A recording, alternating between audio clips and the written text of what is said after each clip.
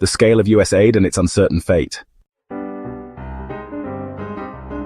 US assets worth a total of $9.2 billion have been sent to Ukraine, excluding contributions from other allies.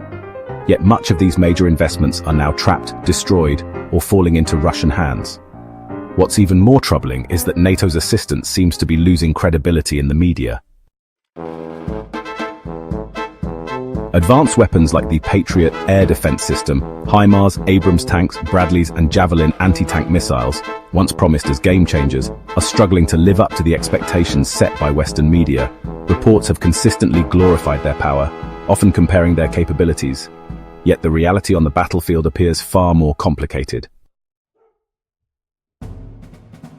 Behind the Western narrative of military innovation and sophistication, much remains hidden. Why, for example, does the Patriot air defense system frequently fail to intercept incoming attacks? Why does HIMARS, celebrated as a precision weapon, fail to make a significant impact?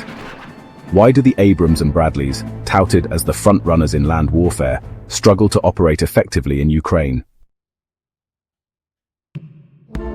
These questions lead to broader speculation. Is Ukraine failing to utilize this aid effectively?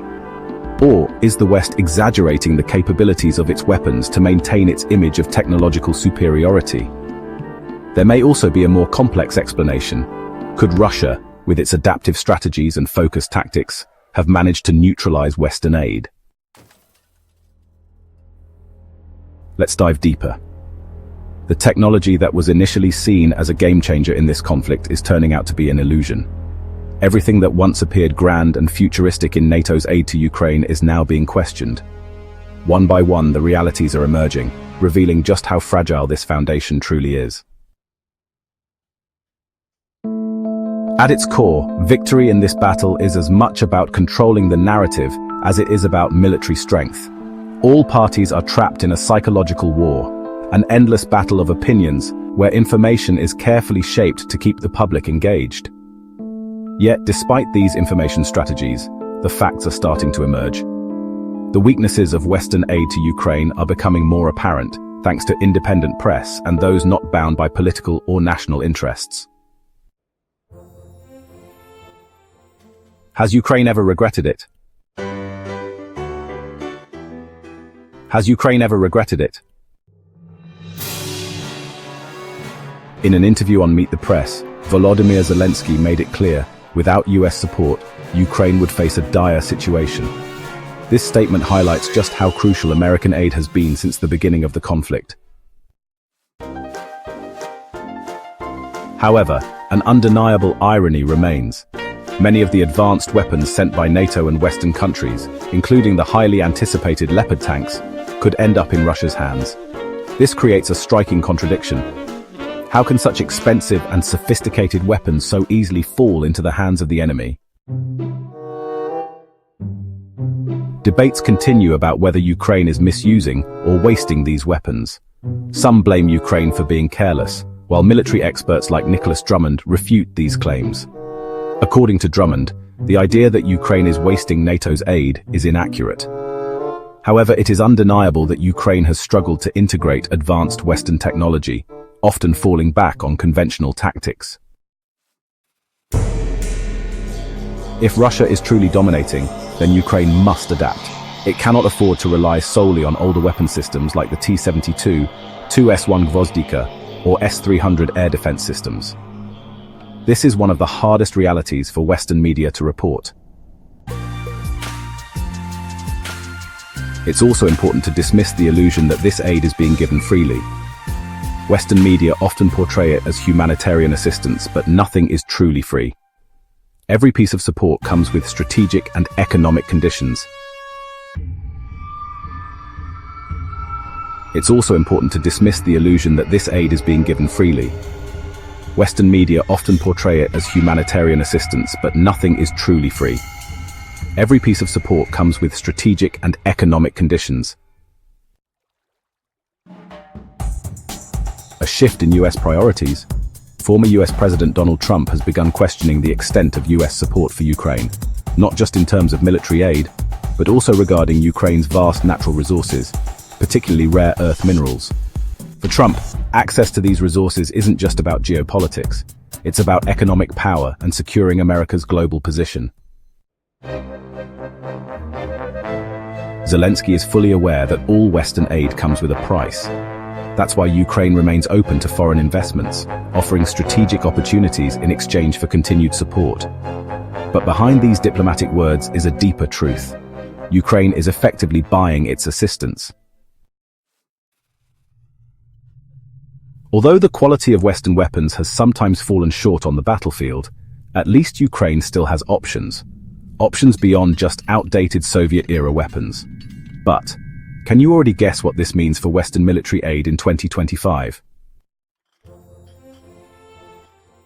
The slowdown of supplies is inevitable. As we approach 2025, the reality of the situation is becoming increasingly clear.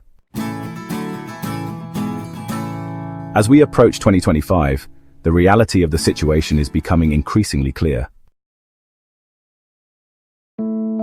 Western nations are starting to reconsider their commitments to Ukraine. The longer this war drags on, the more difficult it becomes to justify continued spending, especially when billions of dollars in military aid seem to disappear with little strategic gain. Some Western governments are already facing internal pressure from their citizens, who are questioning why so much money is being poured into Ukraine when domestic issues remain unresolved. Political fatigue is setting in, and the once unified support for Ukraine is beginning to fracture. The battlefield isn't just in Ukraine, it's also in the media. The battlefield isn't just in Ukraine, it's also in the media. The war has become a contest over which side can control the narrative. Western media continues to highlight Ukraine's resilience and downplay failures, while Russian media portrays the war as proof of NATO's strategic weakness. But as more facts emerge, it becomes harder to hide the shortcomings of Western aid. Independent journalists and military analysts are now openly questioning whether these expensive, high-tech weapons are truly as effective as promised, or if they have been oversold for political and financial gain. Ukraine now faces a harsh reality.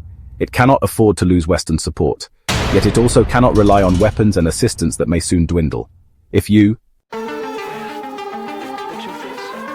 Ukraine now faces a harsh reality. It cannot afford to lose Western support, yet it also cannot rely on weapons and assistance that may soon dwindle. Zelensky understands that every dollar of support comes with a hidden cost. Ukraine is not just fighting a war, it is navigating a delicate political and economic game. Investments from the West come with strings attached, and as the war drags on, those strings may become tighter and more demanding. So where does this leave us? Will NATO continue supplying weapons indefinitely? Or will Ukraine be forced to fight with dwindling resources as Western nations shift their focus elsewhere? So where does this leave us? Will NATO continue supplying weapons indefinitely? Or will Ukraine be forced to fight with dwindling resources as Western nations shift their focus elsewhere? One thing is certain, the tide is turning. The war is no longer just about territory. It is about who controls the resources, the investments, and the future of Ukraine. By 2025, we may begin to see a major shift, not just in military strategy, but in the very foundation of Western support for Ukraine. That's all for today. Thanks for watching.